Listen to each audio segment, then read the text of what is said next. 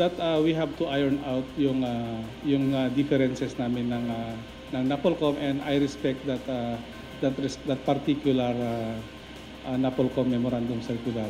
But historically kasi, ito is I'm talking about history.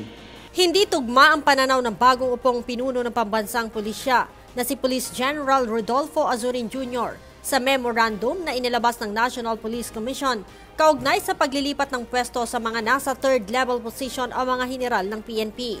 Base sa inilabas na Memorandum Circular 2019-001 ng NAPOLCOM, dapat na isumite muna ng PNP sa NAPOLCOM ang pangalan ng mga opisyal na nasa third level position na ililipat ng pwesto bago ito ipatupad.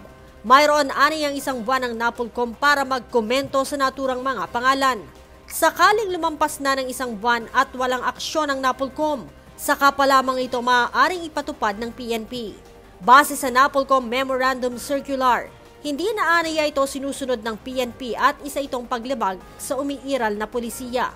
5 araw kasi matapos formal na umupo sa pwesto si PNP Chief Police General Rodolfo Azurin Jr., agad itong nagpatupad ng major reshuffle kung saan nasa mahigit 80 opisyal ang inilipat sa pwesto kabilang ang ikalawa at ikatlong pinakamataas na opisyal sa PNP. Depensa naman ng general.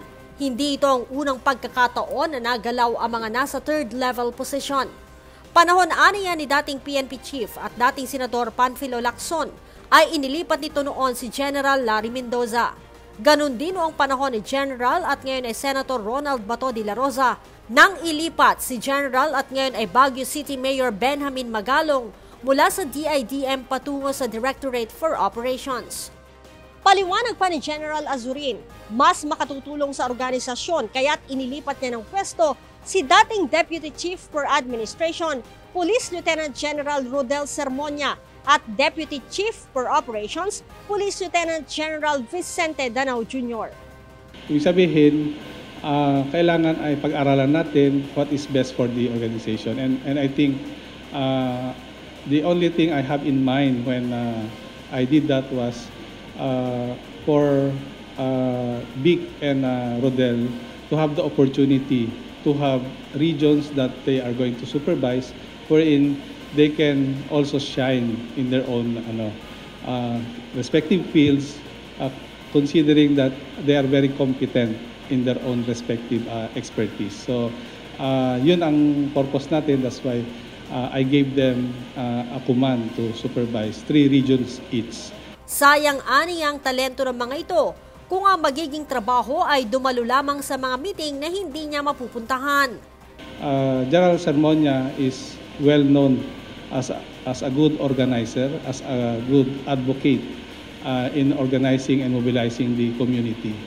And nakikita naman natin on record kung saan isa-isa pinapatay ang ating pulis sa Samar. And karamihan nun ay yung latest nga si Patrolman Mongi, di ba? So I think we need somebody there to organize and bring awareness to all the different barangays in the Visayas region na pagtulong-tulungan natin itong problema natin sa insurgency. So yun yung reason, that's why I requested na mag-move siya.